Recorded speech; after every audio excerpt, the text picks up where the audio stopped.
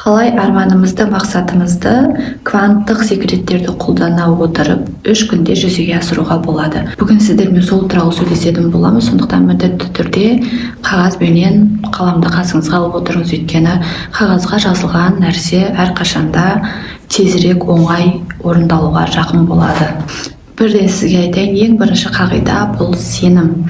Өзіңіздің жасап жатқан ісіңізге және қойған мақсатыңызға, арманыңызға сенсеңіз, ол орындалады. Ал сенбесеңіз, ол орындалмайды. Егер сіз біле білсеңіз, сіздің әрбір ойыңыздың, сөзіңіздің энергиясы бар, күші бар.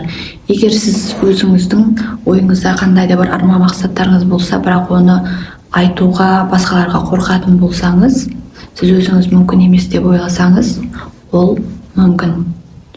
Біздің өмірімізге, ойымызға келген кез келген зат ол мүмкін. Өйткені әзірше бақылаушы пайда болмағанға дейін біздің өміріміздің миллиондаған, миллиардтаған шексіз варианттары бар. Бақылаушы пайда болған кезде оның бәрі бір жерге осылай жиналып, фокус қайда кетті, сол нәрсеге қарай айналады. Яғни ең бірінші кез келген нәрсе 3D форматта пайда болу үшін ол энергия күйінде пайда болады. Мысалға, ежелгі адамдар, бұрынғы адамдар бізді энергияның, тоқтың не екенін білген жоқ. Бірақ ол біреудің ойына келді, оны біреу зерттеп біздің өмірімізге алып келді.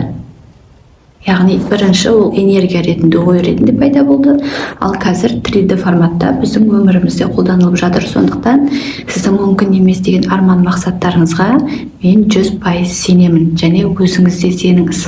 Келесі қадам міндетті түрде өзіңізге не керек, нақты қандай мақсат қоясыз, соны жазып алыңыз. Сіздің мақсатыңыз нақты болу керек. Сіз өзіңізге не керек екенін білу керексіз. Сіз не ойлайсыз, сіз солсыз.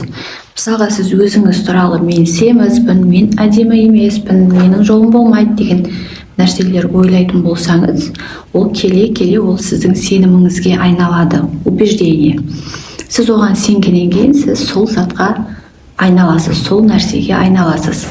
Сіздің ойыңыз қай жаққа кетеді, сіз сол нәрсені көресіз. Мысалға, өзіңізді семізбін деп санайтын болсаңыз, сіз әрқашан жұлдыздарға, басқа адамдарға семіз, арық деп қарайсыз да, және өзіңізді салыстырасыз. Бұл менен арық, бұл менен семіз, немесе менен әдемірек, немесе жаман деген сияқты адамдарды осуждать етесіз, сіз соған икемделе бастайсыз, және сіз сондай нәрселерді өзіңіздің өміріңізге қарай тартасыз. Ал енді айтыңызшы, егер сіз өзіңіз туралы жақсы нәрсе ойламасаңыз, сіз өзіңізді бағаламасаңыз, кім сізді бағалайды?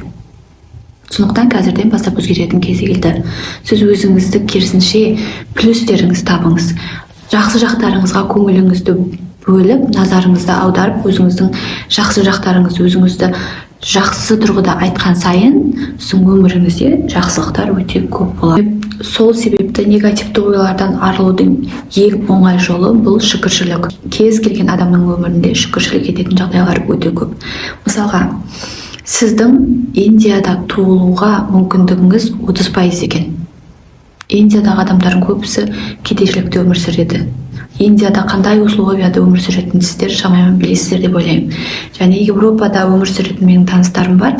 Олар айтады, ол кейбір Европаның мемлекеттерінде қыста жылу жүйесі берілмейді. Ал бізде қалай?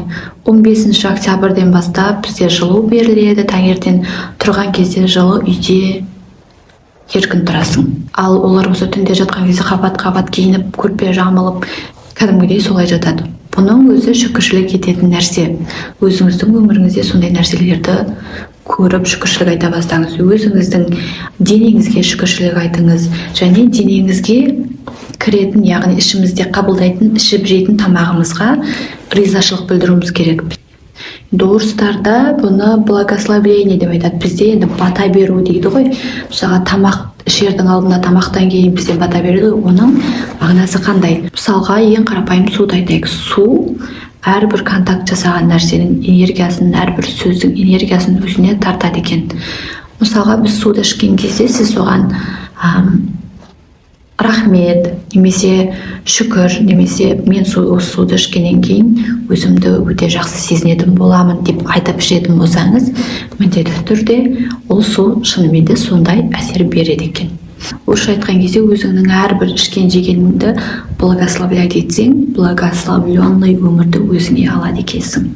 Бізде сеніміміз бар, нақты мақсатымыз, ниетіміз бар, шүкіршілігіміз бар. Енді біз толықтай әрекетке кірісеміз. Бұл мен сіздерге 1000 рет айта беретін шығармын. Визуализация. Сіз өзіңіздің қалаған нәрсеңізді міндетті түрде визуализация жасау керексіз. Егер визуализация жасай алмаймын деген адамдар болса, аффирмация ретінде айта беріңіз. Визуализацияның нақты жұмыс жасайтын 2 уақытты айтайын. Ең біріншісі, жатардан 1 сағат бұрын толықтай телефоныңызды алып тастаңыз, шамамен ұйқыға дайындала бастайсыз. ұйықтардың алдында өзіңіздің қалаған арман мақсатыңызды бір фильм сияқты қылдырып былай елестетіңіз. Оның ішінде сіз қалай жүрсіз, қалай сезініп жатырсыз өзіңізді, қандай сөздер айтасыз, қандай сізде отношение, мысалға кез келген мақсат болуы мүмкін.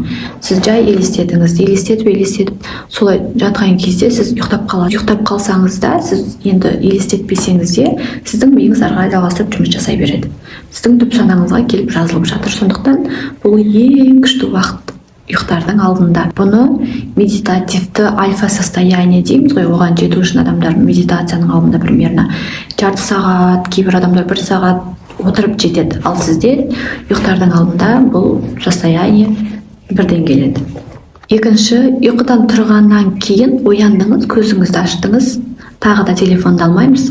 Сіз тағы да жаңағы өзіңіздің мақсатыңызды, қалауыңызды елестетіңіз. Бір 15 минут елестетіп, жай ғана соны ойлап жатыңыз. Болды. Осы ойлаған арманыңыз орындалады, өйткені мен сізге тағы да айтайын.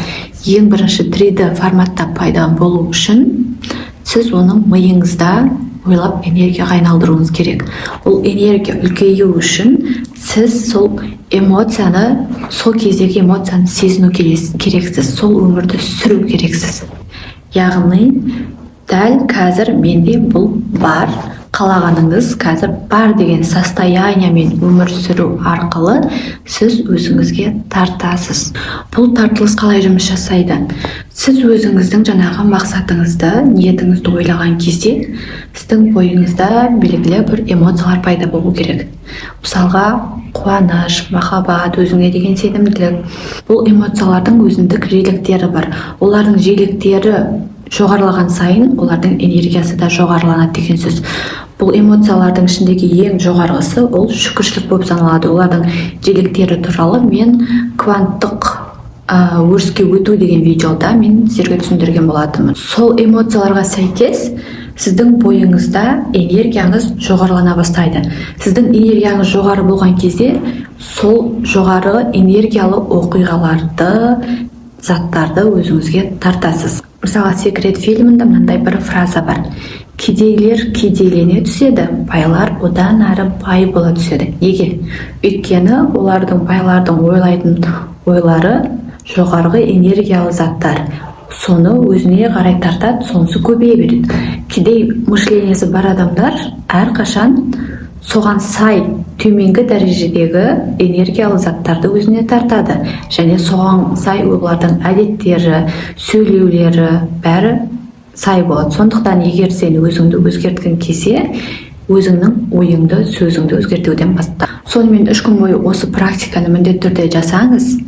Ең бірінші кішкентай нәрседен бастап көріңіз. Енді сіз қазір 3 күннің ішінде $1,000,000 табу, немесе өмір таппаған $10,000 3 күннің ішінде табу деп өзіңіздің қоятын болсаңыз, миыңыз бәрібір сенбейді ғой оған. Сондықтан болмағанда өзіңізге реально сенуге болатын, бірақ әзірше өміріңізде болмай жатқан бір нәрселерді ойлап, содан бастап көріңіз. Сосын міндетті түрде комментарияға жазыңыз. Егер сіз осы тақырыптарды тереңірек зерттеп, біліп, өзіңіздің арман мақсаттарыңызға оңай жетуді үйренгіңіз келсе, менің медитация туралы, кванттық өріс туралы курстарым бар, және де менің жеке консультацияма разбор, яғни талдауларымды сатып ала аласыздар. Ол үшін төмендегі ссылка бойынша WhatsApp желісіне жазсаңыз болады. Сіздермен бірге болған мен Ақерке, менің ақпараттарым сіздерге пайдалы болғанда өте қуаныштымын. Келесі кездескенше.